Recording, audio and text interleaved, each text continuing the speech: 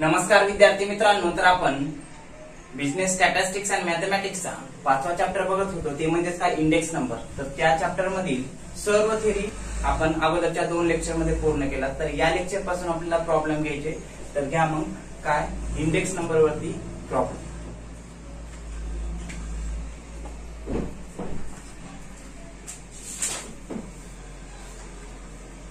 अगोदर हेडिंग टाका, price index number वरती आपण प्रॉब्लेम घेऊ. तर घ्या मग पहिला प्रॉब्लेम. काय प्रॉब्लेम नंबर 1 बर का. कॅल्क्युलेट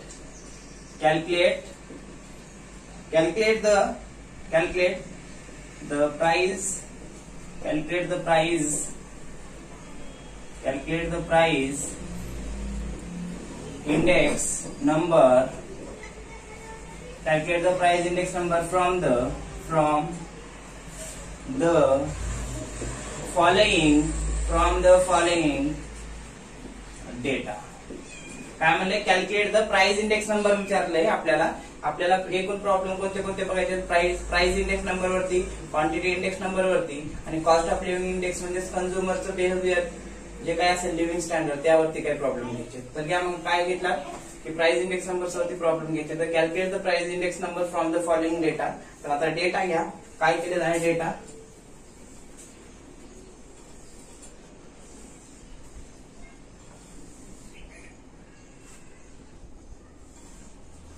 टोटल किती कॉलम करा, 3 कॉलम करा आणि पण त्या दुसऱ्या आणि तिसऱ्यामध्ये 2 सब.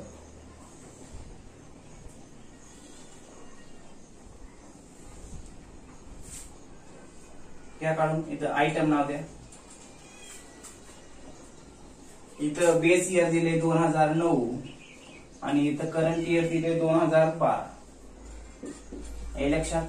आता पुढं काय काय दिले, इथं बेस इयरची काय दिले, प्राइस दिले बेस इयरची आणि लगेच इथं काय दिले, क्वांटिटी दिले बेस इयरची. त्यानंतर करंट इयरची सुद्धा काय प्राइस दिले. करंट इयर म्हणजे आणि बेस इयर म्हणजे काय लगेच सांगतो तुम्हाला. बघा आता जे लहान वर्ष असते त्याला आपण बेस इयर म्हणतो. मग हे बेस इयरलाच काय म्हणतो आपण की आधार वर्ष. मग आधार वर्षाची प्राइसला आपण आजच्या लेक्चर मध्ये बघितले P0 म्हणतात आणि क्वांटिटीला काय म्हणतात Q0. म्हणजे प्राइस म्हणजे P0 आधार वर्षाची लहान वर्ष. आता 2009 आणि 2012 मध्ये लहान वर्ष जे आहे ते बेस इयर. मग प्राइस दिली आहे बेस इयर म्हणजे P0 प्राइस साठी आणि क्वांटिटी साठी Q0. P0 Q0 असेल तर बेस इयर साठी समजायचं प्राइस अँड क्वांटिटी. आणि करंट इयर ह्याच्यापेक्षा हे मोठा आहे म्हणजे करंट इयर समजायचं. ह्याची प्राइस दिली आहे, ह्या प्राइसला काय म्हणतात P1 म्हणतात बरं का. आणि क्वांटिटीला काय म्हणतात Q1 म्हणतात. नाही लक्षात. आता काय ह्याच्या काय दिलेले आहेत, कमोडिटी किंवा आयटम दिलेले आहेत. कोणते नाव घ्या, A B C D आणि E अशा ह्या 4 वस्तू दिलेल्या आहेत आणि त्या वस्तूंच्या किमतीचा विचार केला, क्वांटिटी केली आहे. आयटम आता कसं आपण दैनंदिन जीवनात अर्थव्यवस्थेमध्ये आता अनेक वस्तू असतात, पण इथे एक एक्झाम्पल मध्ये ABCD वस्तू घेतली. या मग ABCD. आता प्राइस घ्या, A घ्यायची 5 बेस इयरची. लगेच पहिला कॉलम घ्या, B ची घ्या 4 3 6 आणि 10. हे बेस इयर प्राइस झाले 4 आयटमची. आता क्वांटिटी घ्या, किती 15 18 20 15 18 20 25 15 18 20 25 आणि 10.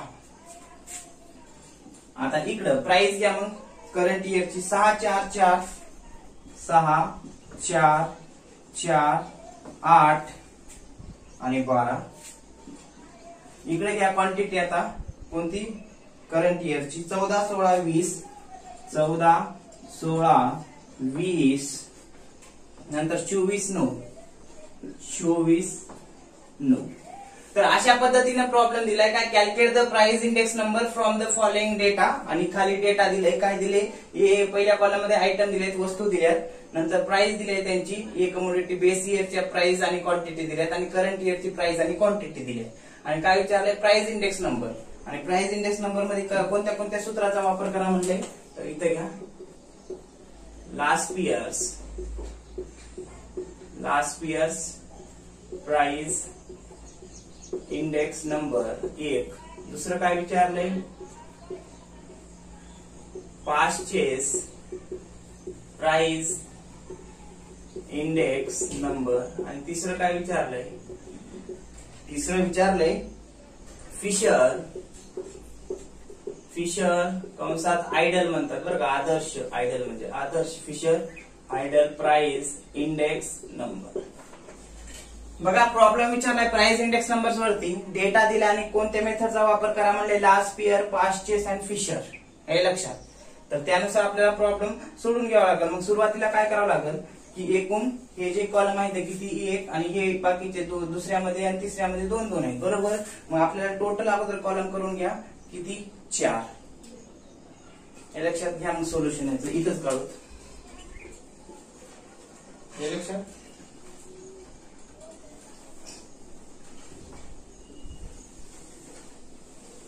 हा पहिला प्रॉब्लेम आहे म्हणून सेपरेट दाखवतो. हे लक्षात घ्या. मग टोटल किती कॉलम करा, 4 तयार करा. 1, त्यानंतर हा दुसरा, त्यानंतर तिसरा आणि चौथा. हे लक्षात. मग आता काय काय काढायचं आधी समजून घ्या.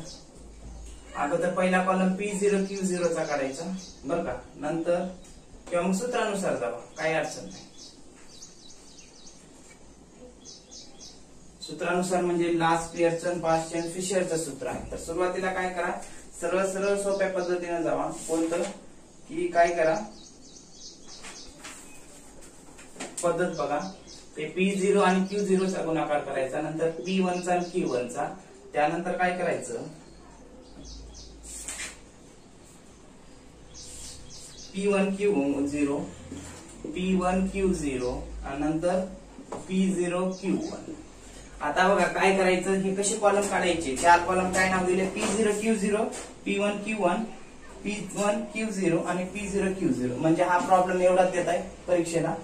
आता एमसीक्यू असल्यामुळे काय अडचण नाही, पण असा प्रॉब्लेम दिला जातो. मग काय करायचं, हे P0 आणि Q0 चा गुणाकार करायचा, पहिल्या कॉलम मध्ये घ्यायचा. 5 आणि 15 चा असे गुणाकार करायचं. आलं. इथे दिले P0 त्यासाठी आणि Q0 हे प्रॉब्लेम मध्ये देत नाही, पण तुम्हाला समजण्यासाठी दिले काय, बेस इयरची प्राइस आणि बेस इयरची क्वांटिटी यांचा गुणाकार करायचा. P0 Q0 हे सर्व इथं लिहून घ्यायचं गुणाकार करून. नंतर इथं ह्या दोघांचा गुणाकार करायचा, P1 चा Q1 चा दुसऱ्या कॉलम मध्ये लिहून टाकायचं. हे लक्षात, P1 Q1 चा गुणाकार. नंतर काय P1 Q0 म्हणलंय, P1 कुठं आहे इथं, का म्हणजे करंट इयर मधील प्राइस आणि बेस इयर मधील क्वांटिटी यांचा गुणाकार करा. म्हणजे त्या P1 चा ह्या शेजारी पहिला बघा काय, ह्या दोघांचा, नंतर ह्या दोघांचा. पहिला कॉलम म्हणजे हा भेटला दोघांचा गुणाकार, दुसरा कॉलम ह्या दोघांचा, तिसरा कॉलम ह्याचा आणि ह्याचा गुणाकार करायचा बरं का. इथं बांध दाखवून हे कॉलम येईल. चौथा कॉलम काय करायचं, ह्याचा आणि ह्याचा गुणाकार करायचा. हे बाण दाखवला बघा, ह्याचा आणि ह्याचा शेजाराचा आहे, काही अडचण नाही. पहिला येईल, ह्याचा ह्याचा आहे, दुसरा येईल. पण तिसऱ्याला काय की प्राइस ऑफ करंट इयर, म्हणजे करंट इयर प्राइस चा गुणाकार बेस इयरच्या क्वांटिटी सोबत करा, तिसरा कॉलम येईल. चौथा कॉलम काय करायचं, P0 Q1 म्हणजे बेस इयरची प्राइस आणि करंट इयरची क्वांटिटी यांचा गुणाकार करा, शेवटचा कॉलम येईल. घ्या मग गुणाकार करू. काय P0 Q0 साठी 5 आणि 15 चा गुणाकार करा, 15 5 75 बरोबर. पुढे काय येईल, 15 5 75 नंतर 18 गुणिले 18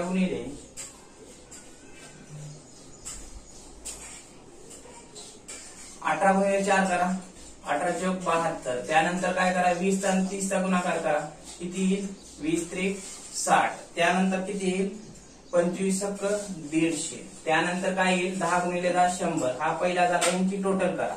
टोटल करून काय करा, त्याला नाव द्या. हे जे शाल त्याचं नाव द्या P0 Q0 आणि ह्याच्या पुढे समिशन बरोबर. किंवा मग समिशन P0 Q0 बरोबर काय द्यायचं, टोटल करा. टोटल किती यायचं, 457. म्हणजे इथे लिहितो मी 457. पुढे P1 Q1 चा गुणाकार करा, म्हणजे ह्या कॉलमचा आणि ह्या कॉलमचा. करंट इयर P1 म्हणजे करंट इयरची प्राइस आणि Q1 म्हणजे करंट इयरची क्वांटिटी. P0 म्हणजे बेस इयरची प्राइस आणि Q0 म्हणजे बेस इयरची क्वांटिटी. करा मग आता P1 Q1 14 किती 84 नंतर 16 चौक 64 ना 64 नंतर 20 चौक 80 त्यानंतर 24 8 किती होते 24 8 92 का 192 त्यानंतर 12 गुणिले 9 12 108 म्हणजे 8 9 10 इथं घ्या मग सिग्मा P1 Q1 बरोबर किती यांचं टोटल 84 64 80 192 108 यांचं टोटल किती 528.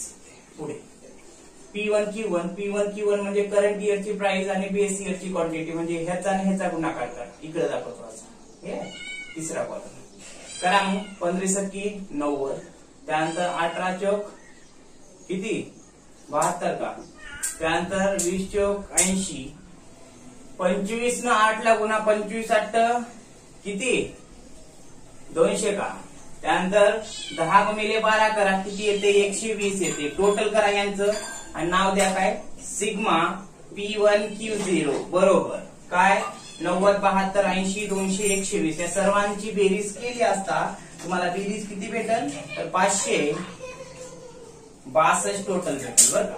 त्यानंतर पुढला शेवटचा कॉलम कसं काढायचे P0 Q1 म्हणजे बेस इयरची प्राइस आणि Q1 म्हणजे करंट इयरची क्वांटिटी म्हणजे ह्याचा गुणाकार कशासोबत करायचं इथं मी सांगितले वरती पण इथं पण हे करा नाही लक्षात हे बाण दाखवला इकडं ते येईल. करा मग 14 5 70 बरोबर त्यानंतर 4 न 16 ला गुणा व्यवस्थित गुणून घ्या 16 चौक 64 त्यानंतर 20 3 60 24 गुणिले 6 किती होते 144 का त्यानंतर 9 गुणिले 10 90 या सर्वांचं टोटल करा त्याला सिग्मा वरलं नाव द्या P0 Q1 बरोबर किती येईल 70 64 60 144 90 या सर्वांची बेरीज केली असता ही बेरीज भेटेल आपल्याला किती 428 बर का. अशा पद्धतीने हे झालं काय P0 Q0 P1 Q1 P1 Q0 आणि P0 Q1 यांचा गुणाकार करून घेतला अशा पद्धतीने आला. आता आपल्याला या प्रत्येकाच्या सूत्रानुसार किंमत काढावी लागेल. तर बघा टोटल P0 Q0 चं टोटल आहे 457 त्यानंतर P1 Q1 चं 528 त्यानंतर P1 Q0 चं टोटल किती आहे 562 आणि शेवटच्या कॉलमचं P0 आणि Q1 चं आहे 428. हे लक्षात हे झाल्यानंतर आता आपल्याला काय करावं लागेल ह्याच्या पुढलंच पहिली मेथड घ्या मग काय Laspeyres price index number घ्या. त्याचं सूत्र काय दिले मग P01 बरोबर सिग्मा काय P1 Q0 divided by sigma P1 Q0 आणि divided by sigma P0 Q0. हे सूत्र कुणाचं आहे लास्ट पियरचं ऑब्जेक्टिव्हला विचारू शकते लास्ट पियरचं खालीलपैकी लास्ट पियरचं सूत्र कोणतं तर P01 बरोबर सिग्मा P1 Q0 P1 म्हणजे आपल्या लक्षात आलं पाहिजे P1 म्हणजे करंट इयर प्राइस Q0 म्हणजे base year quantity P1 P0 म्हणजे बेस इयर प्राइस Q0 म्हणजे बेस इयर क्वांटिटी × 100 हे लास्ट पियरचं सूत्र आहे लक्षात आलं पाहिजे. मग याची किंमत काढलेली आहे आपण काय दिले आता P01 बरोबर सिग्मा P1 Q0 किती आहे किंमत सिग्मा इथं बघा आता सिग्मा P1 Q0 ची किंमत किती आहे 562 आहे बरोबर 562 आहे ना ठेवा मग काय 562 भागिले सिग्मा P0 Q0 ची किंमत किती आहे सिग्मा पहिला कॉलम P0 Q0 सिग्मा किती आहे 457 हे लक्षात इंटू 100 P01 बरोबर 500 इथं काय करा मग गुणाकार करून भागाला 562 आणि हे 2 शून्य गुणाकार केला असता 457 P01 बरोबर किती आलं मग याला 457 याला भाग आला कॅल्क्युलेटरचा वापर करा भाग घातल्यानंतर किती 122.122 9759. तर अशा पद्धतीनं आपण म्हणू शकतो काय जे काही P01 आपण म्हणू शकतो लास्ट पिरियड नुसार त्या 5 कमोडिटीची काय प्राइस इंडेक्स नंबर काढला असता लास्ट पिरियडच्या सूत्रानुसार ते 122.9759 सांगता येऊ शकते. लगेच आपल्याला दुसरं विचारलंय काय पास्ट चेस हे काय आहे यस आहे बरं का यस आहे सर अपॉस्ट्रोफी यस आहे पास्ट चेस. या मग दुसरं सूत्र काय Paasche's price index number. आता ह्याचं सूत्र काय आहे ह्याचं सूत्र आहे बघा P01 बरोबर sigma P1 Q1 divided by sigma काय P0 इथं दिले बघा काय सिग्मा P1 Q1 आणि P0 Q1 इंटू 100. या मग P01 बरोबर सिग्मा P1 Q1 ची किंमत किती आहे 528 भागिले P0 Q1 ची किंमत किती आहे P0 Q1 ची 428 बरोबर आहे ना इंटू 100. काय करा गुणाकार करून घ्या मग किती येईल P01 बरोबर 528 न गुणाकार करा 100 ला तर किती येईल 52,800 येईल बरोबर भागिले 428 ला 428. आता 428 न 52,800 ला भाग आला तर P01 बरोबर किती येईल 52,800 ला 428 न जर भागातलं 52,800 ला 428 न भागातलं तर ते किती येईल 123.3644. हे लक्षात हे आलं हे लक्षात बघा लास्ट इयर नुसार 122.9759 आले आणि पाचशेच्या प्राइस इंडेक्स नंबर नुसार 123.36 आले म्हणजे जवळपास 122 म्हणजे हे 23 आलं आणि हे पण 123 आले. हे लक्षात प्राइस इंडेक्स नंबर. आता आपल्याला पुढलं काय विचारले फिशर आयडल किंवा मग फिशर प्राइस इंडेक्स नंबर घ्या मग तिसरं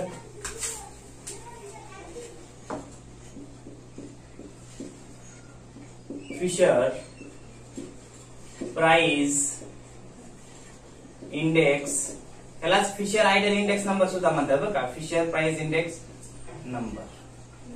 आता ह्याचं सूत्र कसं आहे बघा सूत्र लक्षात आलं पाहिजे काय लास्ट इयर आणि पास्टच्या या दोन्ही सूत्रांचं मिळून हे सूत्र आहे.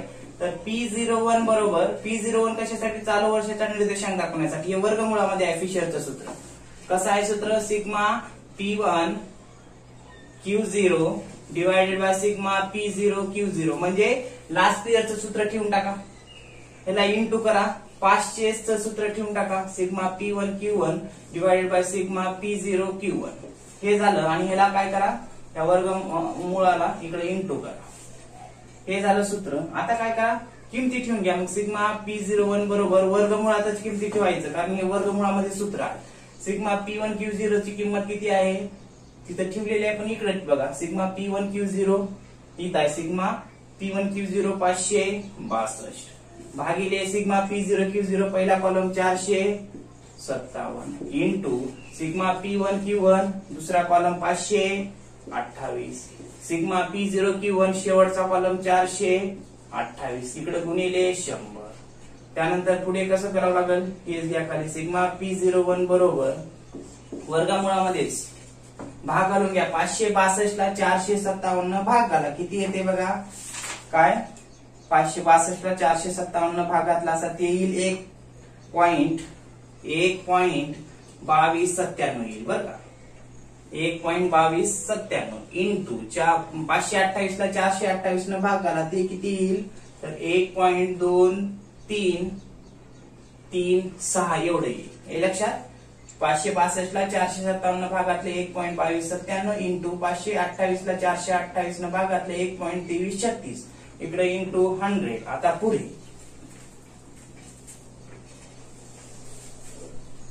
काय करा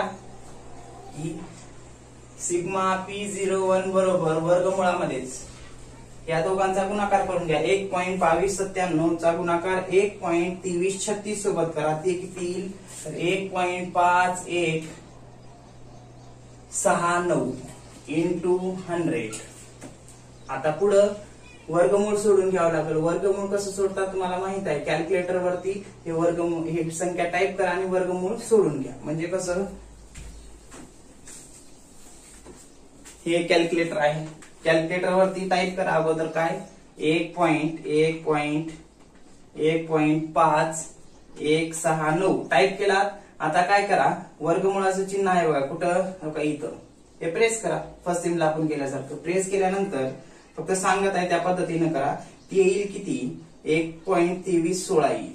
किती 1.2316. P01 बरोबर हे सोडून घेतल्यानंतर 1.2316 येईल बरं का. आता पुढे काय करावं लागेल, हे गुणिले 100 आहे बाहेर होतं, आधी वर्गमूळ सोडला तर आता याला इंटू 100 करायला हरकत नाही. हे लक्षात. मग काय करा, सिग्मा P01 बरोबर ह्याचा गुणाकार करा 1.2316 न 100 ला गुणा किती येतो गुणाकार, तर तो गुणाकार येईल 123.16. तर एवढं आन्सर येईल फिशर प्राइस इंडेक्स नंबर नुसार. कशाचं, प्राइस इंडेक्स. हे लक्षात. आता बघा तिघांचंही आन्सर जवळपास सारखंच आहे. 1.229759 म्हणजे 123 सॉरी, इथं 123.36 म्हणजे 36 म्हणजे 50च्या मध्येच आहे पॉईंट म्हणजे 123च, आणि इकडे पण 123.16 म्हणजे 123. तर प्राइस इंडेक्स नंबर किती आला इथं 123.16. या फिशर आयडियल इंडेक्स नंबर नुसार किंवा ओव्हरऑल सर्वानुसारच 123 पॉईंट समथिंग आलेला आहे या ठिकाणी सांगता येऊ शकते. हे लक्षात. अशा पद्धतीने हा पहिला प्रॉब्लेम या ठिकाणी सांगता येऊ शकते. तर एक प्रॉब्लेम घरी करण्यासाठी घ्या असाच आणि सोडवा. घ्या मग number 2 problem. Calculate price index number from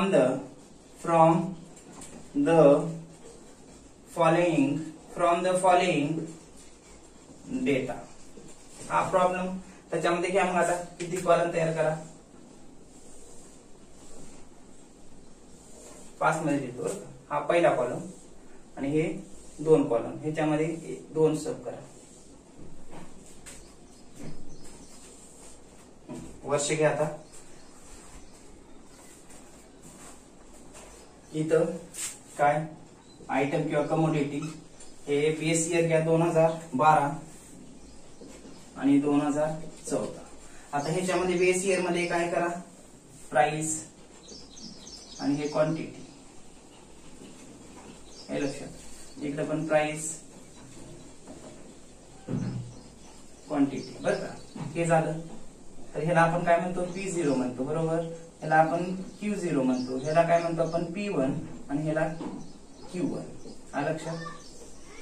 आता काय करा, घ्या मग आयटम घ्या घेऊन ABCDE घ्या. ABCD आणि E हे झालं. घ्या मग प्राइस घ्या बेस इयरची 2012 ची 14 16 10 14 16 10 14 16 10 नंतर 13 25. क्वांटिटी घ्या बेस इयरची 10 8 15 20 7 10 8 15 20 7 20 आणि 7. हे लक्षात. आता प्राइस घ्या करंट इयरची 15 27 22 15च्या नंतर काय 27 22 15 27 22. हे लक्षात. 15 27 22 14 25. शेवटची क्वांटिटी घ्या करंट इयरची 12 10 4 15 12 10 4 15 12 10 4 15 आणि 8. हे लक्षात. Calculate price index number from the following data. आणि प्रॉब्लेम असा दिलाय न्यूमेरिकल. आणि काय काय विचारले इथं नंबर 1 मध्ये last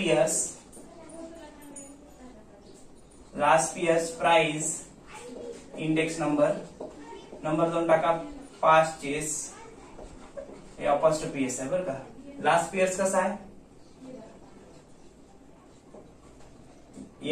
LASPEYRE apostrophe S. Last years price index purchase price index आणि फिशर प्राइस इंडेक्स नंबर, हे लक्षात. तर अशा पद्धतीनं हा प्रॉब्लेम तुम्हाला सोडवायचा आहे, हे लक्षात.